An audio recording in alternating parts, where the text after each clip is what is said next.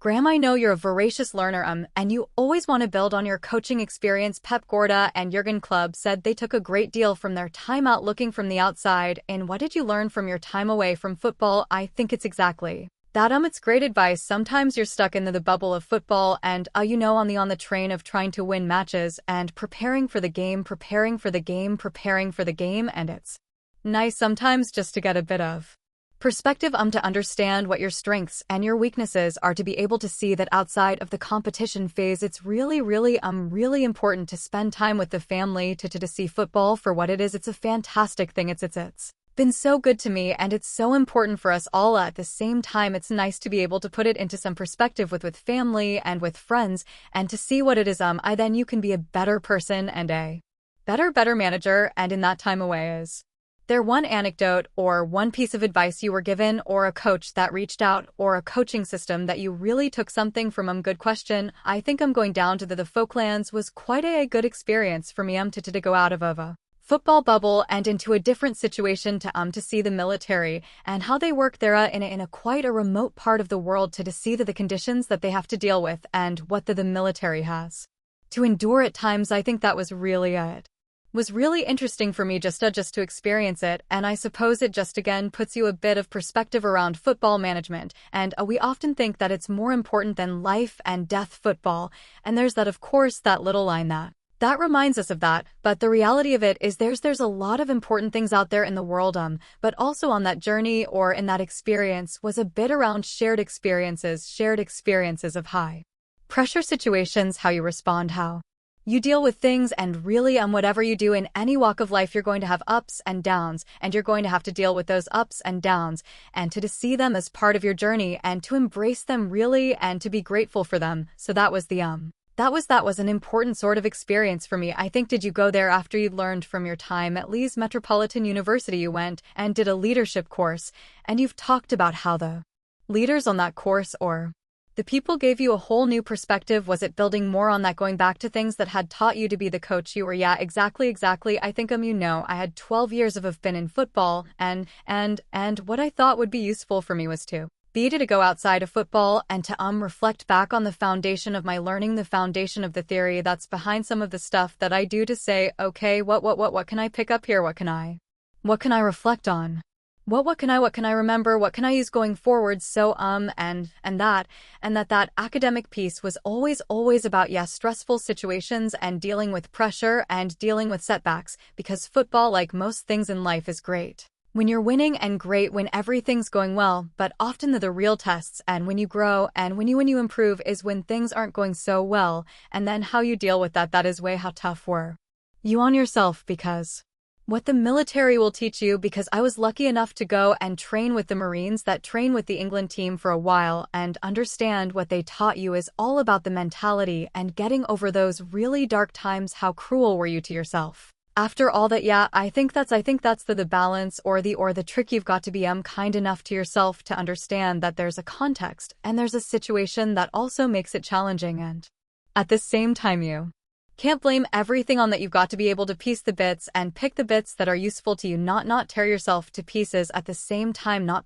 be so kind and blame everybody else. So it's a process, and I think they'll say the closer you are to the event, the more angry you are, the more painful it is, the more frustrated you are, and then I think when we're human beings, whenever we feel like that, it's easier to blame somebody else, but you've always got to try and pull it back to you. So it's a combination of the two things, but it's in the end, as I said, you've got to almost see it positively. You got to be grateful for it. The times when it doesn't go your way, the time when you fail, or the times when you have a setback are the times where, if you allow it to get the most strength out of you, are now coming in after a month in this derby to 2 more London derbies, and it brings us about to something quite kismy. On the 22nd of February, you are going to walk out at the Emirates against Arsenal, 7 years on from when you walked out with Ersin and beat Aaron Banger to 1 in that second leg. Of course, you would have looked back at the exit from one club, but if you look at that from the 4th division of Swedish football all the way to the last 8 in the Champions League, that is an extraordinary process. What have you learned about as a manager since that day when you walked out to go toe-to-toe with Arsene Wenger? Well, yeah, you're right, it's an amazing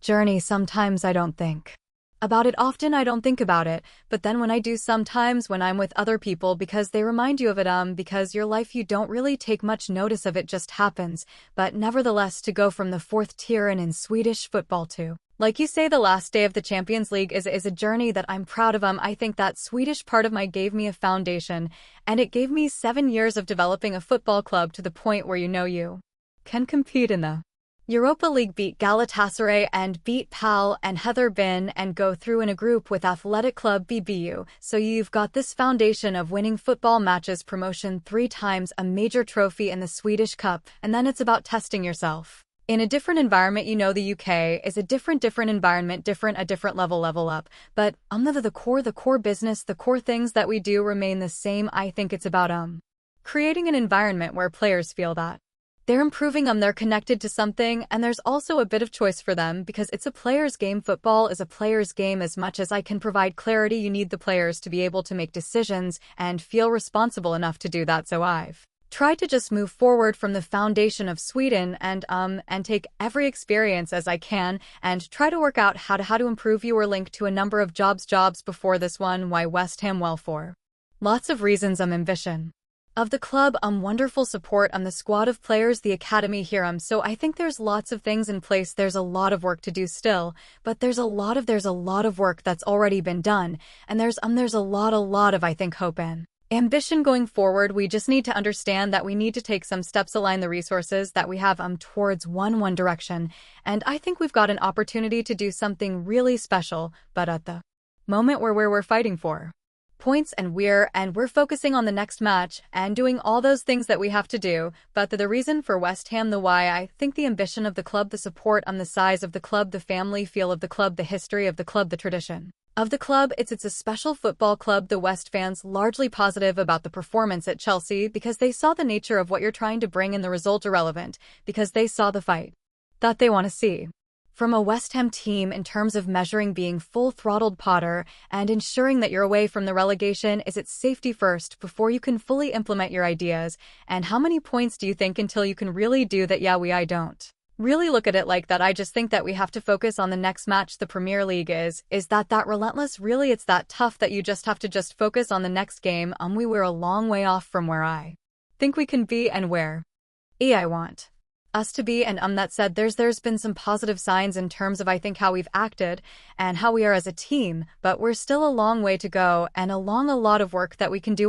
But I think we have to take every game one by one. Sounds like a bit of a boring answer and a bit of a cliche, but every game for us, every training session is more information. It's a chance for us to improve, a chance for us to get to know each other more. We're going to have ups and downs along the way, but it's important that the foundation of what a team looks like and the effort and the intensity, one think that's a start point for us. Every transfer window is tense, but considering your injuries up front, how nervy were those final days before you got Evan over the line, and how kills me that you could bring him now. What do you believe he can deliver, and is he ready to start? Well, I think there's always because of the situation, as you say, with the injuries of the players that we had. A forward was a position that we felt that we could do, that we needed to strengthen a little bit, and then it's about making sure the criteria fit, and said Evan on loan felt like a good fit for us both. I think he needs a better time. We need to be patient with him to start with, but he's a young player that fits into the group really well. He's got some qualities in terms of he knows where the goal is, he can finish,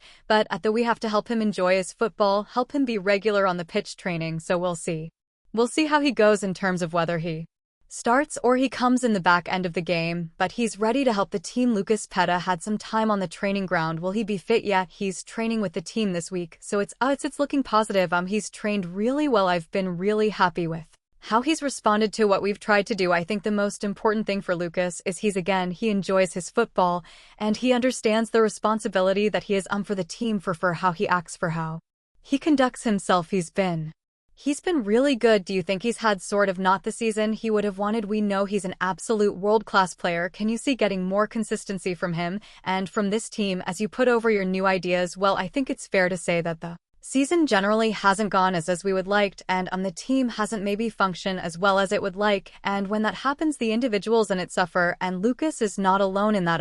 But as I said, I can only speak for my time with them. They've been really honest, they've been really open. Their intentions have been really positive and they've tried to do their best. So as I've said before, or they're not going to be perfect and we don't expect that, but we expect an attitude and an intention and a togetherness that I think we can see on the pitch. We need to continue that and we need to carry on building absolute pleasure. Thank you so much for talking to us. Thank you. Thank you.